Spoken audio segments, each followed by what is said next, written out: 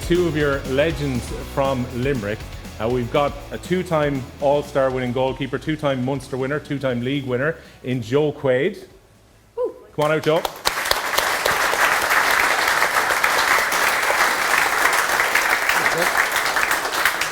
And we've also got Fiona Hickey, who is part of the 2014 All-Ireland Intermediate winning team with Limerick, which is managed by Joe, current Limerick PRO, legend of Limerick Camogie. Two of your own legends coming out on stage now.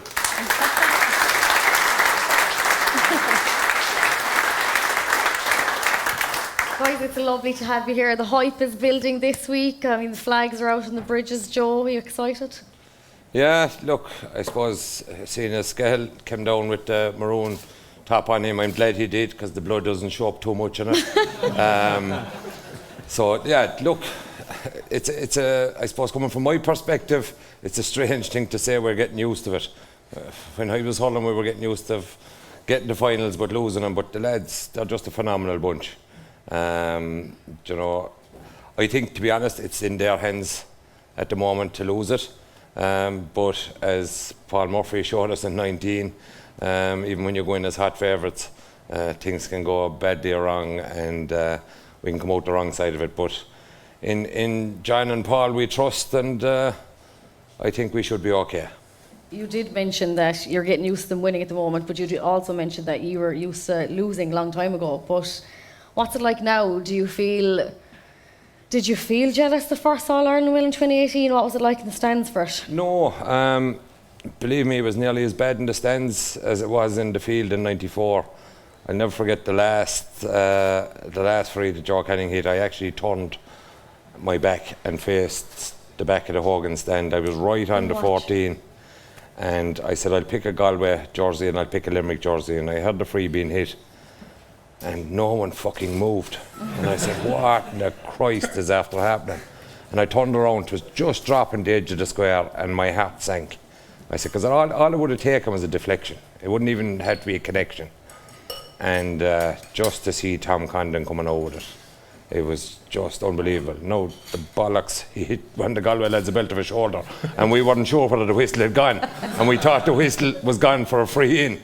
But I suppose I was wondering, would I ever be jealous, because it wasn't us, but I wasn't. Jesus Christ, the relief. It was, I cannot describe the feeling of it. And we came back down then the Monday, and we were in Amber nightclub down the road. The hurlers were there. I think I saw you there. Yeah. I didn't see you. I wasn't able to see a whole pile, I'd say. But the next minute, Mark McCabe was playing there. Well, the song was playing, I thought. Are you sure Mark was there? Yeah, and next minute the lad said, that's Mark McCabe up there playing Maniac 2000. I said, no fucking way. And next minute, they went in, all the hurlers above with their tops off. So I think that emptied the place then. As you could see from the pictures he showed earlier on, there wasn't much point in armour Limerick lad going in, tried to pick up a woman that night with all of them with their tops on. So it emptied fairly quick. Just the sustained nature of this success as well, Joe, is remarkable. I know where was the psychological thing of getting over it in 2018 and actually winning that's led on to this success, but you know, potentially if they're breaking records all the time now, and potentially this could be a third All-Ireland final, first time since the mid-1930s that's happened. You'd go back to the 40s for the Munster titles they've just ran off, winning leagues as well. It's just been an unbelievable run over the last 5 years, really. It has, but I suppose this has been coming. There's a lot of work on in the background of this. Like Keane Lynch's group now, you would have had Sean Finn, Aaron Gallan, Keane, Tom Morrissey. Them lads eyed them from 14s to 16s, and you could see it then. Like Keane Lynch, I just never forget it. No matter whether it was a training session or a match, from 14s to 16s, he was just unbelievable. At every session, you'd turn around and go, holy fuck, how did he do that? It was just unbelievable. I saw him, do you know the way lads now, they tap it off their ankle, and when there's a free given, they pop it up to a fella's hand. Lynch was doing this in matches with a fella running off his shoulder, like, instead of bending down, pick it up, clap it off him, put it into his hand, your man wouldn't even break stride. He was just, I remember the first trial he came to, I had an awful job to get him there, because he was playing soccer with St. Kevin's at the time in Dublin. And I'd heard about him, I'd met Kieran, his uncle, and I'd said, what's this lad like? I've heard great stories about him. And he said, look, I'll let you make up your own mind. So we had trials arranged from Martinstown on the Sunday at 3 o'clock. The Fiona was on at the time in the mornings. So I went in to see Patrick Swell playing Mona Lean inside the Fiona. Lynch was just unbelievable. So after the match, I went up and I met his mother, Valerie, and I said, Val, are you keen coming later on? She said, no. And I said, what? She said, no, he's not going. I said, go up there and tell him come down to me.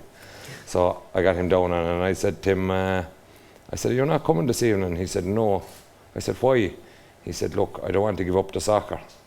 I said, who told you to give up the soccer? Oh, I thought I'd have to. I said, you don't have to give it up at all. I said, just do me one favour. I said, come this evening. I said, and we'll find out after that. We'll draw up a plan. 6 minutes into the trial, I called him off. He was just unreal. 6 minutes. And I tapped him on the back. I said, go in and enjoy your soccer and give us a shout when you're finished. And we operated a system, whereas if he was training hard with the soccer, he didn't train with us, but he missed very few sessions.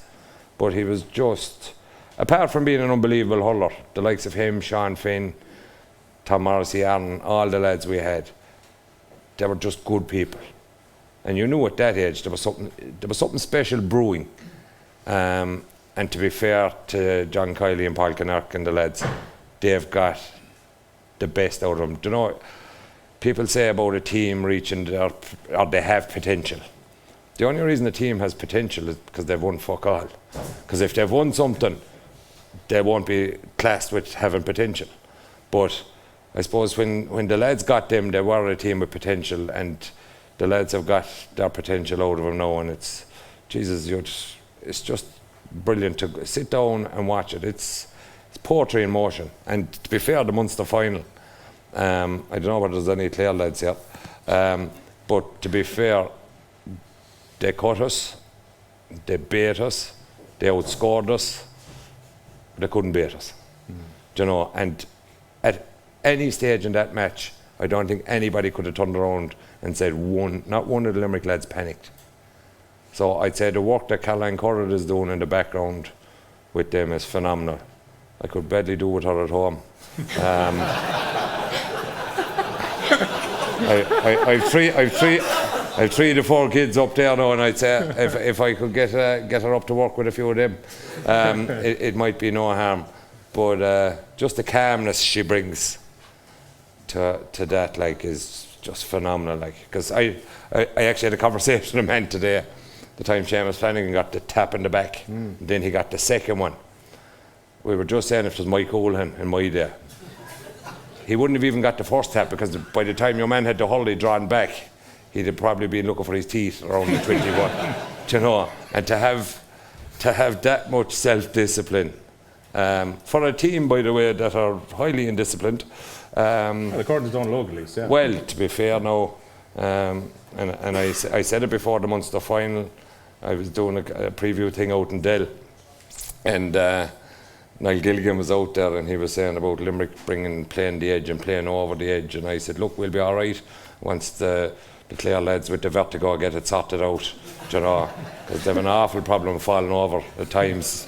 But look, I suppose it was the closest since 19 that anybody's got to beating us.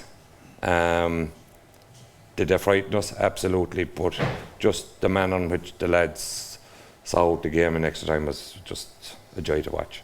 Joe, you mentioned Cian Lynch and his skills, but this lady beside you, Fiona, she even had a skill named after her, the Hickey flick. I don't think you could call it a skill, Valerie, really. Do you want to share the story? Yeah, you know, before the brick flick came in, the Hickey flick was in. So all on about this brick flick, but Fiona, when she was coming out, she had it. She just catch it, let it off.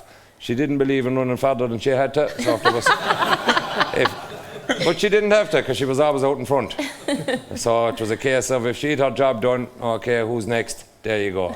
Off you go. But to be fair to Fiona, she was an unbelievable leader for us.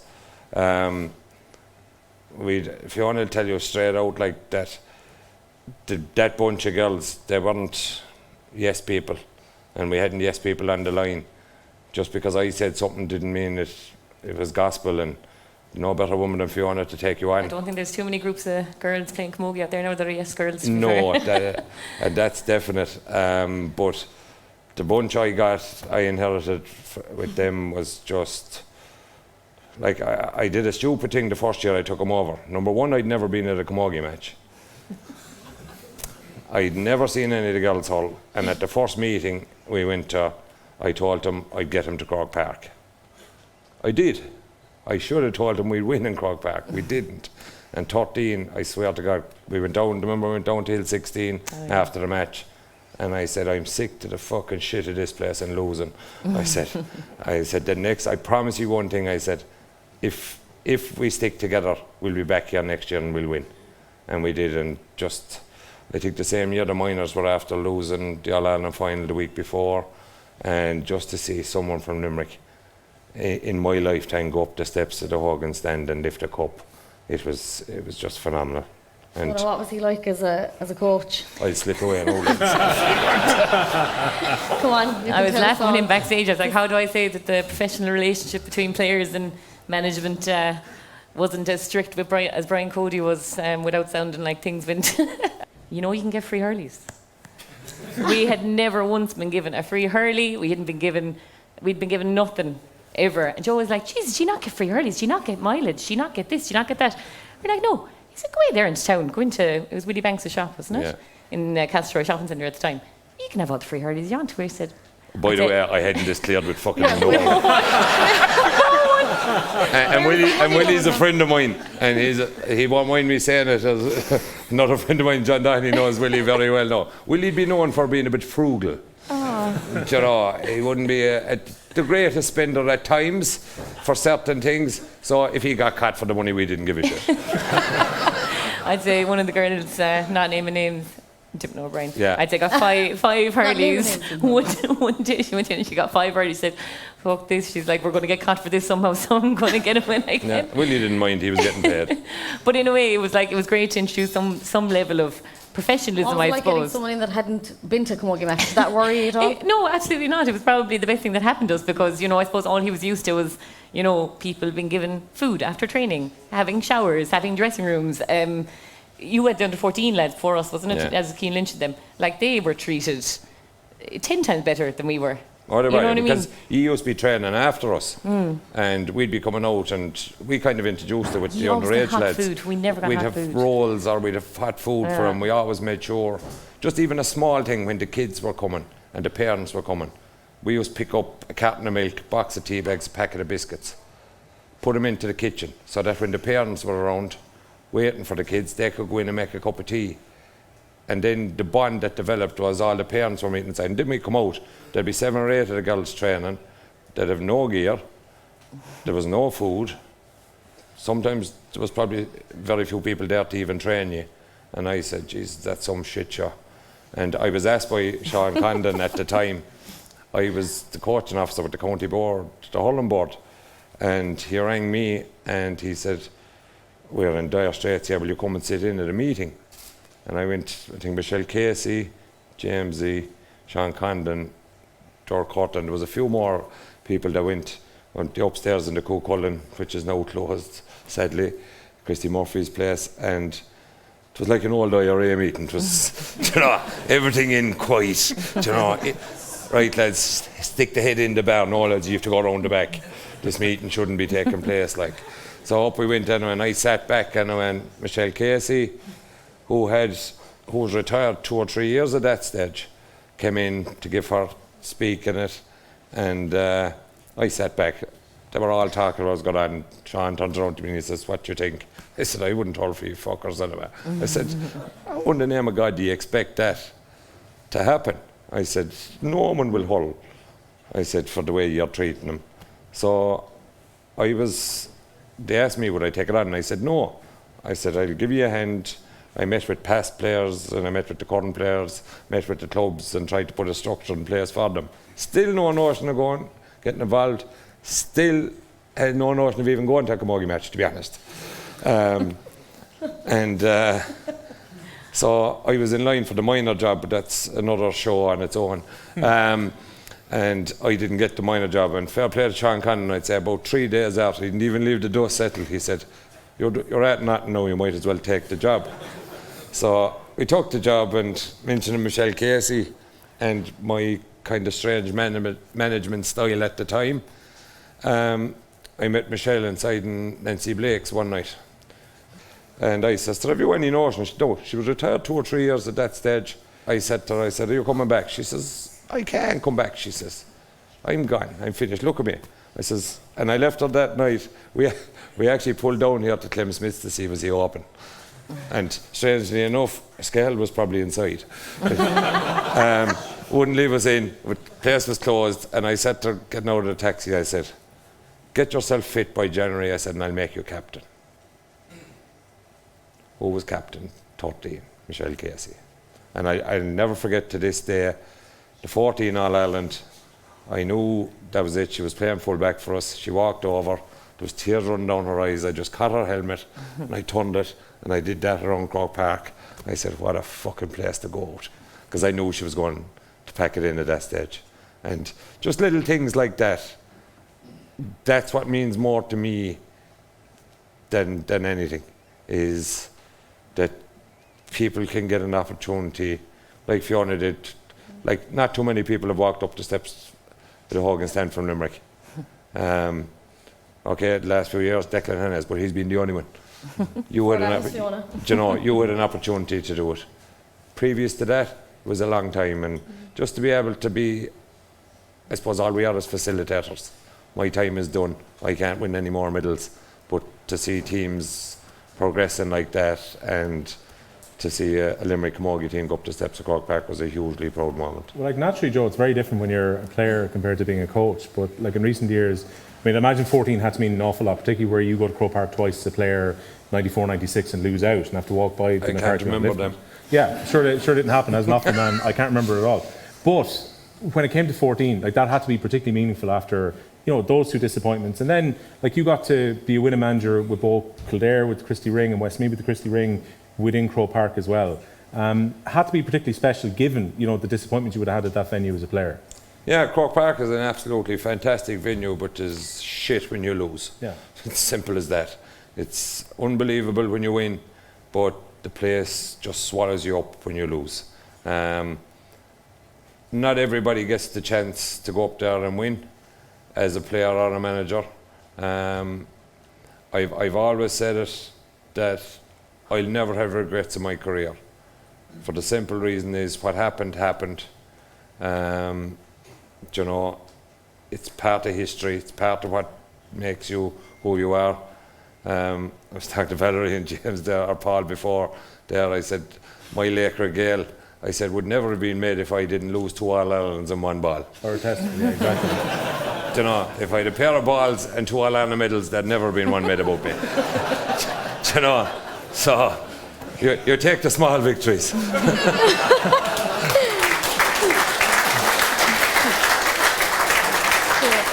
To be honest, I wasn't sure exactly how to bring the testicle story up, but thank you for playing that in so beautifully. I watched your Laker Gale, and I watched the interview you did with Joe on Off the Ball earlier today, just in preparation of chatting to you tonight. And the thing that, like, really struck me was how remarkably matter-of-fact you were about what sounds like the most excruciating pain possible, where you get hit in that leash game, in the testicle, you continue to play. Your main concern, as you said, was to let a bit of air in to get some relief, while, like, most people would have been carted off the pitch. You then decide, I better go to hospital because the physio has seen me, and also I'm not able to zip up my jeans, which, you know, for most people that would be a sign I probably should be going right now. That was the bonus. Yeah, you decide to get food in between before going to the hospital. You have to wait, 8 hours before you can actually get surgery, and you're like, look, it's all part of the game. I don't know what to add to that. But I was sitting there, I think we've got an image of Joe Malloy's actual reaction while you were telling the story. I had to take a picture of the TV earlier today because I was like, I didn't know where Joe wanted to go with the story after that either. But but sure, look, the following morning, I was below and I reading the Star newspaper. You see, the thing about it was no one knew I got hit because I played on. And no, that was down, a lot of that was my home fault. No, I'd be straight up. I had a small bit of a habit of throwing myself down and running around and a bit of play acting, like no more than Scahill there, and he pretended to be concussed at Croke Park and stuff. But I think that's because they were beaten, but that's irrelevant. But Tom Ryan wouldn't take me off, because I went in and the doctor told him, take him off. Oh, fuck him, he says, he's only play acting. You know. And it was very funny. As I said, I went into the hospital and I stopped at McDonald's on the way. I was hungry. And in we went and there was a girl, I think the Clare woman actually was at the reception, and I told her what happened. Oh, Jesus, she says, go straight into the room. So I walked in, and when the doctors came in, he looked and he said, oh, fuck's sake. Make you feel better, good bedside manner. So and another lad came in, a foreign doctor came in, and I won't take off his accent now or anything, but he said, he goes, is it sore? And your man, the Irish doctor goes to him, what the fuck do you think? And no, at this stage I had got a shot of morphine. So he goes to me, he said, we'll give you something for the pain and the swelling. I said, just give me something for the pain, you can leave the swelling, I said. But he came down the following morning anyway, and I was reading the newspaper anyway. Actually, previous to that, I was hitting for a fag, as you do inter-county hurlers. I give up smoking when I stopped hurling. But I was wheeled down into the hospitals before. They had a family room down the end where you could all meet the family, you could have a fag below. So I was below having a fag, and the next minute all they saw was me and having a fucking fit inside in the chair. This is only about 5 hours after the operation. And so I was wheeled back up, told, sit in the bed, don't move, you're going nowhere. And so the doctor came up and he said, Mr. Quaid, he said, yeah, how are you? Good. Reading away the paper and he says, just explain what happened. I said, I know what happened. He says, how? I said, one of the nurses last night, I asked her when I woke up what the story was. I said, and she couldn't, she said, I can't tell you. She said, I'm so sorry, I can't tell you. So I said, I knew the game was up at that stage.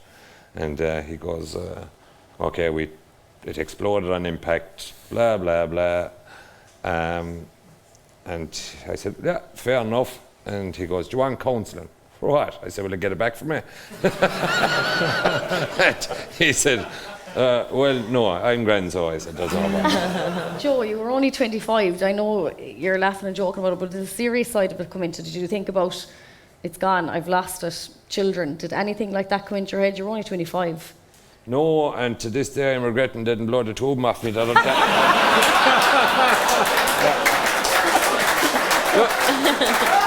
Look what I produced. There's two of them there and one down the back there somewhere. But no, would you believe? I'll be straight up. The only thing I thought of, because I knew it was the end of the league, I said, I'm going to miss the fucking championship. And that, I'll be straight up, that's the only thing I thought of, was how I'll get back for the championship. And I probably came back training a bit too soon. Let's just say the area was quite tender for a while. And I went back training one night, and TJ Ryan came through with a ball anyway, broke through the defence, and bang. Now, luckily, I was after getting one of these boxers guards. The fucking thing was huge. And bang, straight into the balls again. Now, thankfully, the guard was rock solid, like, and the ball ended up outside in the 45, I'd say. And I landed in my arse. And Tom Ryan roars in from the sideline when I stood up. Jesus Christ, Quaid, are you all right? And I goes, hang on a minute, Tom. I goes, one, yeah, there's softest. See, if I'm playing word association here, Joe, I hear testicle exploded. The next word is retirement. Like, what the hell keeps you going after that? Oh, Jesus. Look, as probably the serious side of it has probably come out on the Laker Gale, and it was only when I did that it actually registered in my head. I'd lost my nerve at that stage, and I didn't know that. And the one thing I suppose my strongest point was I didn't give a shit what was coming at me. I'd face it down. I've more marks in me from saving balls with parts of my body than the hurley. And I think that took that away from me. But I didn't realise it for years after. I think I said it, that it was one day Paul Flynn came through, ran around, hit the ball. I jumped as I normally would, face on, hoping to get hit with it. And I landed looking at the ball going into the net, which I'd never done. And I kind of knew that time was gone. That's the only regret I have of getting the injury. That it probably did finish my career quicker than it probably should have. Yeah.